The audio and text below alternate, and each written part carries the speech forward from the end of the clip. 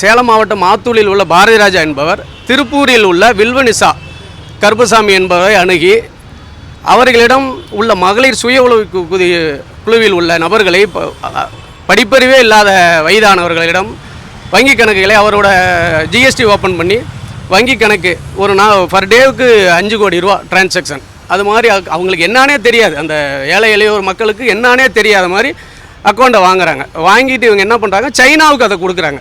சைனாவுக்கு கொடுத்தோம்னா அதில் பர் டே ஒரு நாளைக்கே பார்த்திங்கன்னா ஒரு 5 கோடி ரூபா டிரான்சாக்ஷன் நடந்துரு. அதுக்கு பார்த்திங்கன்னா கமிஷன் ஒரு 4% இவங்க கமிஷன் தனியாக வாங்கிக்கிறாங்க.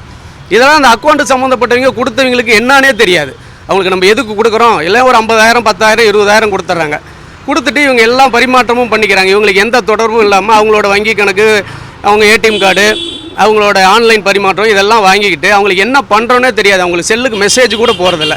இதில் மூலமாக பார்த்திங்கன்னா அவங்க சைனாவுக்கு கொடுத்து பல கோடி ரூபா, ஒரு ஒரு ஒரு படிப்பறிவே இல்லாத அம்மாவுக்கு 17 அக்கௌண்ட்டு 10,000 கோடி டிரான்சாக்ஷன் இப்படி போயிட்டுருக்குது. இதனால் பாமர மக்கள் அதிகமாக பாதிக்கப்படுறாங்க. இது சைபர் கிரைம் கண்டுபிடிச்சி ஒரு தீர்வு கொடுத்தா பாமர மக்கள் இதிலேருந்து ஒரு சொல்யூஷன் கிடைக்கும். அவங்களுக்கு என்னானே தெரியாமல் சைபருக்கு அதர் ஸ்டேட்லேருந்தெல்லாம் வந்து ஒரிசா, பீகார், ஜார்க்கண்ட்லேருந்து வந்து தூக்கிட்டு போனால் எதுக்கு தூக்குறாங்கன்னு கூட தெரியாது.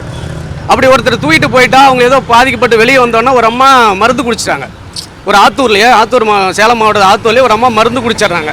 நம்ம நல்ல குடும்பத்தில் இருக்கிறோம், எதுக்கு கொடுத்தனே தெரியாமல் மாதிரி சூசைட் அட்டம்ப்ட்டுக்கெல்லாம் போகுது. நிறைய ஏழை எளியோர் பாதிக்கப்படுறாங்க. பணம் சம்பாரித்தவங்க கோடியில் மிதந்துக்கிட்டு இருக்கிறான். இதை கண்டுபிடிச்சி சொன்னால் ஒரு விழிப்புணர்வாக மக்கள் இதில் இருந்து பாதிப்பிலிருந்து தடுக்கப்படும். சார், பாதிக்கப்பட்டவங்க யாரும் வர மாட்டேங்கிறாங்க. அவங்களாம் பார்த்தீங்கன்னா அதிகமாக டிரான்சாக்ஷன் பண்ணி அவங்கள மிரட்டி வச்சுருக்காங்க. அவங்கள வந்து மிரட்டி வச்சுருக்காங்க.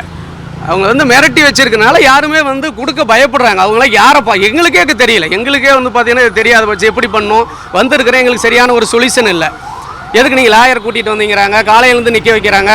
இல்லை சரி நாங்கள் கம்ப்ளைண்ட் கொடுத்துட்டோம், இதுக்கு ஏதோ ஒரு ரிசீவ்டு காப்பி கொடுங்கன்னா கூட கொடுக்க மாட்டேங்கிறாங்க. நீங்கள் நாளைக்கு வாங்குறாங்க, நாங்கள் சேலத்துலேருந்து வந்திருக்கிறோம். இப்படி வந்து எங்களுக்கே கிடைக்காத பட்சத்து பாமர மக்கள் இதுக்கு என்னத்தை போய் பண்ணுவாங்க? அவங்களுக்கு என்ன தெரியும்? எத்தனை பேர் சார், இதெல்லாம் ஆயிரக்கணக்கான பேர் திருப்பூர் மாவட்டத்தில் மட்டும் இல்லை, தமிழ்நாடு பூரா இந்த சைபர் கிரைம் சார்ந்தது ஏகப்பட்ட பேர் பாதிக்கப்படுறாங்க. இது வெளிச்சத்துக்கு வரல.